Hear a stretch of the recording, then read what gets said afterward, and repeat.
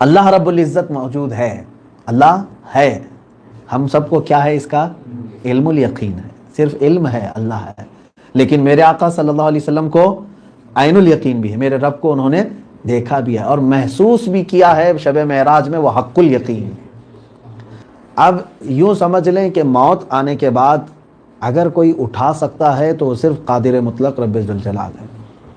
تو اللہ تبارک و تعالیٰ نے قرآن میں فرمایا 100 عامین، 100 سال تک انہیں وہاں پر سلا دیا اللہ تعالیٰ، ثم بعثہ، پھر اللہ نے انہیں اٹھایا 100 سال کے بعد۔ اب روایتیں یہ بتاتی ہیں کہ جس وقت حضرت عزیر علیہ السلام گئے تھے ان کی عمر 30 یا 33 سال کے قریب کی تھی یا 35 کے قریب کی تھی، ان کے بیٹے بھی تھے، بیٹیاں بھی تھیں۔ اب 100 سال گزر گئے، اس کے بعد جب اللہ تعالیٰ نے ان کو دوبارہ زندہ فرمایا تو اللہ نے ان سے پوچھا قال کم لبثت، اے عزیر تم یہاں کتنے دن ٹھہرے رہے؟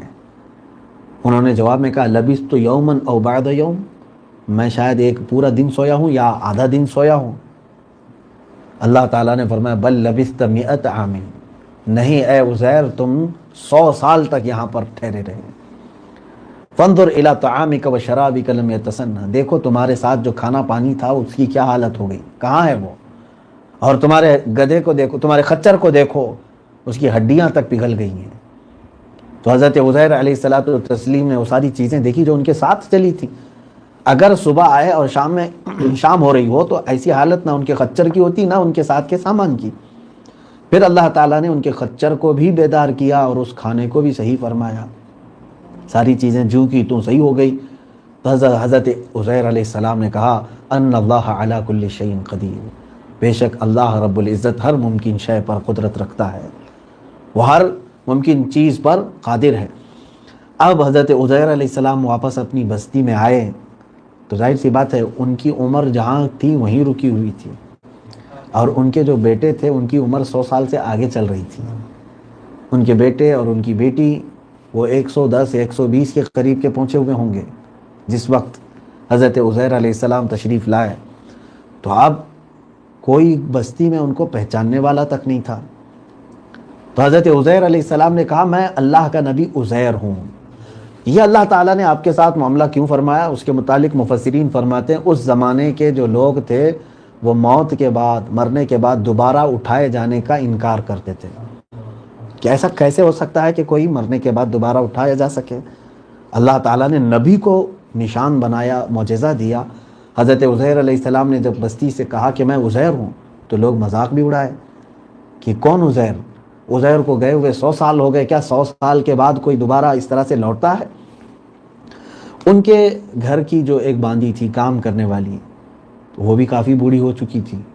اس وقت کی عمریں 200 سال تک بھی نارمل تھی، کسی کی عمر 300 سال تک بھی جاتی تھی۔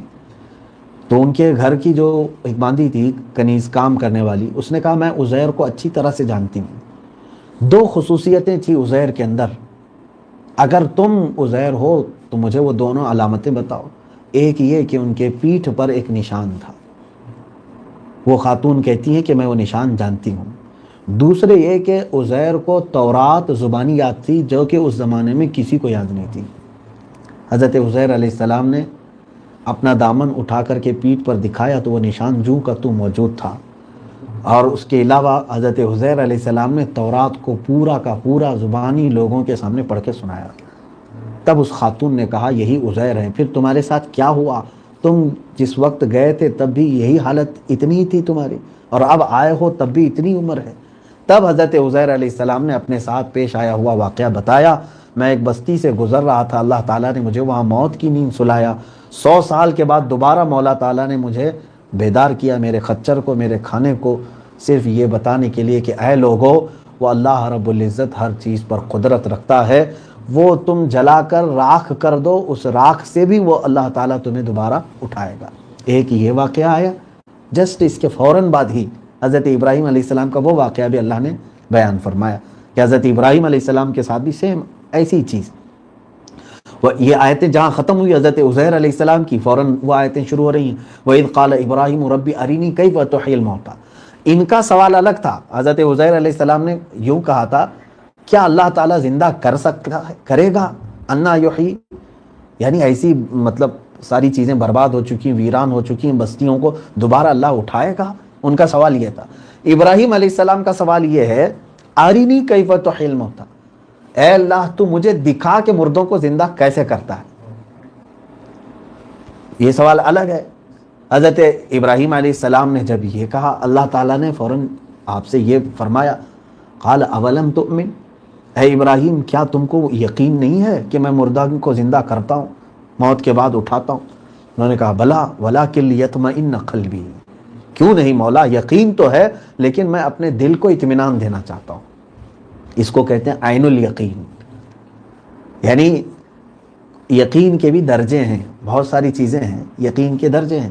اب یہاں پر حضرت ابراہیم علیہ السلام دیکھ کر کے یقین حاصل کرنا چاہتے تھے، یہ عین الیقین ہے۔ ایک ہوتا ہے علم الیقین، علم الیقین کا مطلب جیسے میں نے آپ کو کہا، میں نے کوئی خبر دے دی کہ ایک پرندہ ہے، اس کا فلاں نام ہے اور بہت خوبصورت ہے، آپ نے میری بات کو مان لیا اور یقین کر لیا، اس کو کہتے ہیں علم الیقین۔ میں نے کہا آگ جو ہے گرم ہوتی اور لال ہوتی ہے، آپ نے کبھی دیکھا نہیں تھا، کبھی دیکھا نہیں تھا، میری بات کو سنا اور آپ نے کیا کیا؟ مان لیا، اس کو کہتے ہیں علم الیقین۔ لیکن آگ آپ کے سامنے رکھی گئی اور آپ نے اس کی گرمی کو محسوس کیا اور لال پن کو بھی دیکھا، تو اب علم الیقین پہلے سے تھا، اب عین الیقین بھی آ گیا، دیکھ کر کے یقین ہو گیا، اور اگر ہاتھ ڈال دیے تو پھر حق الیقین ہو گیا، یعنی یہ یقین کا اعلیٰ درجہ ہے۔ جنت ہے، یہ ہم سب کو کیا ہے؟ علم الیقین ہے۔ ہمارے آقا صلی اللہ علیہ وسلم نے ہمیں بیان فرمایا کہ جنت ہے، ہم نے مان لیا، یہ کیا ہے؟ علم عین الیقین ہے کسی کو؟ ہم میں سے کسی نے جنت دیکھا نہیں۔ اب حضور پاک صلی اللہ تعالیٰ علیہ وسلم کا معاملہ یہ ہے کہ اللہ کے نبی صلی اللہ تعالیٰ علیہ وسلم کو علم الیقین بھی ہے، عین الیقین بھی ہے، اور حضور جنت میں گئے بھی ہیں، وہ حق الیقین بھی ہے۔ اللہ رب العزت موجود ہے، اللہ ہے، ہم سب کو کیا ہے؟ اس کا علم الیقین ہے، صرف علم ہے، اللہ ہے۔ لیکن میرے آقا صلی اللہ علیہ وسلم کو عین الیقین بھی ہے، میرے رب کو انہوں نے دیکھا بھی ہے اور محسوس بھی کیا ہے شب معراج میں، وہ حق الیقین۔ تو اسی طرح سے یہ مردوں کو زندہ کرنے والا جو معاملہ ہے، حضرت ابراہیم علیہ السلام نے یہ کہا، مولا مجھے یقین تو ہے کہ تو مردوں کو زندہ کرتا ہے، لیکن میں دیکھنا چاہتا ہوں، عین الیقین چاہتا ہوں۔ تو اللہ تعالیٰ نے فرمایا فخود، رب تبارک و تعالیٰ کی منشا اور اس کی مصلحتیں وہی بہتر جانتا ہے۔ ان 4 پر کے ذبح کرو، کیما بنا کر چاروں پرندوں کو ملاؤ، پورا ان کا کیما ایک دوسرے سے ملاؤ اور 4 حصے کر کے 4 پہاڑوں پر گوشت رکھ کر کیا ہو۔ ایک لمبا پروسیس تھا، دیکھنا ہے تو کچھ محنت کر کے دیکھو۔ تو جب حضرت ابراہیم علیہ السلام نے اسی طرح سے کیا، اور اس کے بعد اللہ تعالیٰ نے فرمایا ثم ادعوہن، پھر ان کو بلاؤ، ان کا نام لے کر کے بلاؤ۔ حضرت ابراہیم علیہ السلام نے بلایا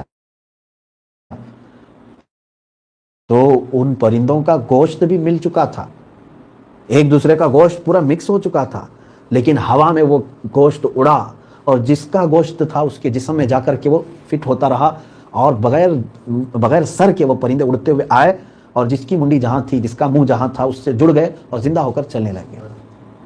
یہ معجزہ حضرت ابراہیم علیہ السلام۔ اب یہ پورا کیا ہوا؟ یہ عین الیقین، حضرت ابراہیم علیہ السلام نے اپنے سامنے ہوتے ہوئے یہ دیکھا۔ اب اللہ تبارک و تعالیٰ کی بارگاہ میں حضرت ابراہیم علیہ السلام نے یوں کہا، اے مولا مجھے علم تو تھا ہی، لیکن آج دل کو قرار آ گیا کہ یقیناً تو مرنے کے بعد لوگوں کو زندہ کرتا ہے۔ اب یہاں پر حضرت ابراہیم علیہ السلام نے جو 4 پرندے لیے تھے، ان کے متعلق صوفیاء کاملین نے بھی نقل فرمایا، مفسرین نے بھی فرمایا ہے کہ وہ 4 پرندے، اس میں ایک مرغا تھا، ایک کبوتر تھا، ایک کوا تھا، ایک مور تھا۔ سمجھ میں آ رہی بات؟ ایک مرغا تھا، ایک کوا تھا، ایک کبوتر تھا، ایک مور تھا۔ یہ 4 پرندے حضرت ابراہیم علیہ السلام نے لیے۔ بہرحال اب وہ 4 پرندے ذبح ہوئے، اور اس کے بعد ان کے ساتھ جو معاملہ ہوا، قدرت خداوندی کا وہاں پر مظاہرہ ہوا۔ اللہ تعالیٰ نے اپنی قدرت کو دکھایا کہ چاہے کسی کا گوشت کہیں پر بھی ہو، جب وہ اٹھانا چاہے تو اٹھائے گا۔ تم قبروں میں بوسیدہ ہو جاؤ، 1000 سال کے ہو جاؤ، جب وہ مولا چاہے گا تو پھر دوبارہ تمہیں اٹھائے گا۔ یہ عقیدہ ہمیں رکھنا ضروری ہے۔ ہم سب اٹھائے جائیں گے، چاہے کوئی شیر ہمیں نگل جائے، پانی میں ڈوب کر کے مر جائیں، چاہے آگ میں جل کر کے ختم ہو جائیں، لیکن اللہ عز و جل ہمیں دوبارہ اٹھائے گا۔ آج بھی بہت ساری چیزیں ایسی، سائنس کے ایجادات ایسی ہیں کہ پلین جو کریش ہوتے ہیں سب ختم ہو جاتا ہے، لیکن اس میں ایک بلیک باکس کچھ ہوتا ہے، اس کے ذریعے سے وہ پورے کے پورے حادثے کے معلومات لے لیتے ہیں، چاہے پلین پورا جل کر خاک ہو جائے لیکن وہ جو بلیک باکس ہے اس کے ذریعے سے ان کو پورے معلومات مل جاتی ہیں۔ اسی طرح سے اللہ عز و جل نے ہماری ریڑھ کی ہڈی میں ایک حصہ ایسا رکھا ہے جو ہمیشہ اس میں سارا ریکارڈ، جس کو ڈی این اے سمجھ لیں آپ، وہ ویسے ہی رہے گا۔ آج 100 سال کے مردے کی ہڈی بھی نکال کر کے لیبارٹری میں دیتے ہیں تو یہ چیک کر کے آج کی سائنس بتا دیتی ہے کہ یہ کتنا پرانا مردہ ہے، اس کے ساتھ کیا ہوا تھا، ہڈیوں پر ریسرچ کر کے لیب بتا سکتی ہے۔ میرے عزیزو، وہ خلاق کائنات ہے جس نے خود پیدا کیا، کیا وہ ہماری بوسیدہ ہڈیوں کو دوبارہ ملا کر نہیں اٹھائے گا؟ یہ یقین لے کر کے چلیں کہ ہم کو مرنے کے بعد دوبارہ اٹھنا ہی ہے۔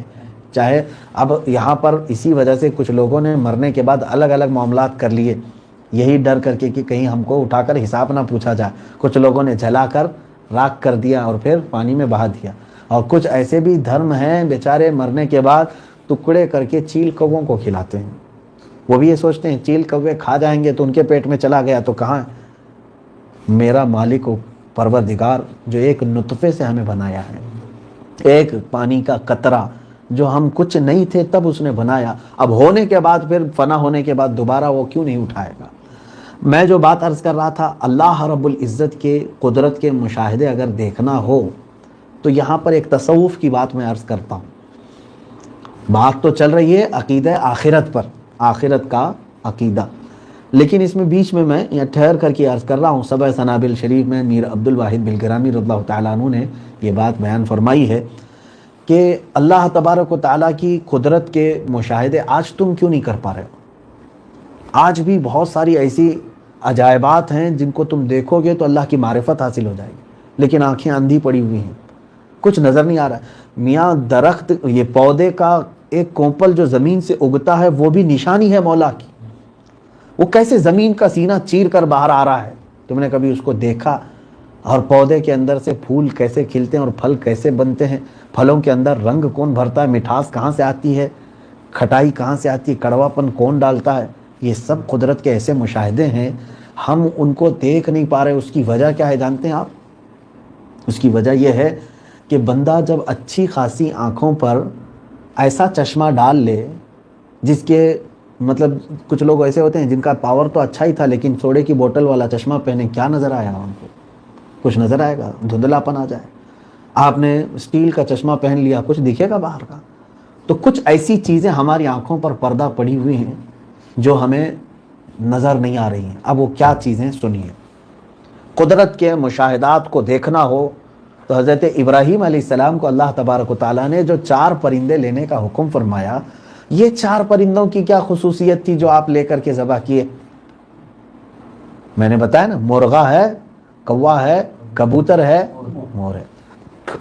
صوفیہ اکرام فرماتے ہیں یہ اصل پرندوں کو ذبح نہیں کیا گیا تھا، یعنی پرندے تو ذبح ہوئے لیکن معنی کے اعتبار سے حقیقت میں ان کی خصوصیات جو ہیں ان پرندوں کو ان کو ذبح کیا گیا تھا۔ مثال کے طور پر مرغے کی خصوصیت ہے کہ اس کے اندر شہوت زیادہ ہوتی ہے، مرغے کے اندر شہوت زیادہ ہوتی ہے، یعنی مرغا پرندوں میں بہت زیادہ شہوتی ہے، یعنی مرغیوں کے پیچھے بھاگنا، یہ اس کی ایک خصوصی، اس کی فطرت ہے۔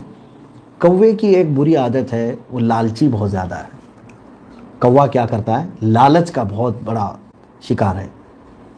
توجہ چاہتا ہوں میں، ایک مرغا جس میں شہوت زیادہ ہے، دوسرا کوا جس میں لالچ زیادہ ہے۔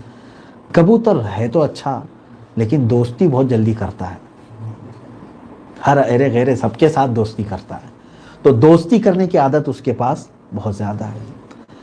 چوتھا ہے مور، مور بھی اچھا ہے لیکن اس کو اپنے حسن دکھانے کی عادت بہت ہوتی ہے، جب بھی تھوڑے لوگ جمع ہوں گے ڈانس کرتا ہے، رقص کرتا ہے اور اپنے پورے پر کھولتا ہے، اپنی خوبصورتی دکھاتا ہے۔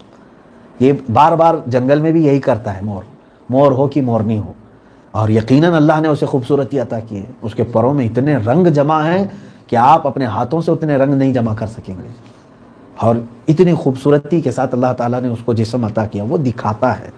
تو اب صوفیہ اکرام فرماتے ہیں مرغے کی شہوت، کوے کی لالچ، کبوتر کی دوستی اور مور کی یہ نمائش، ایڈورٹائزنگ، پرچار کرنا، یہ چار چیزوں کو اگر کوئی بندہ ذبح کر دے، شہوت اپنے اندر سے ذبح کرے، لالچ کو ذبح کرے اور بے مقصد کی دوستیوں کو ذبح کر دے، ختم کر دے، اور اپنے اندر کی نمائش کی اور ریاکاری کی عادت کو ذبح کر دے، تو سمجھ لو کہ وہ اللہ کی قدرت کے مشاہدے بالکل دیکھ سکتا ہے۔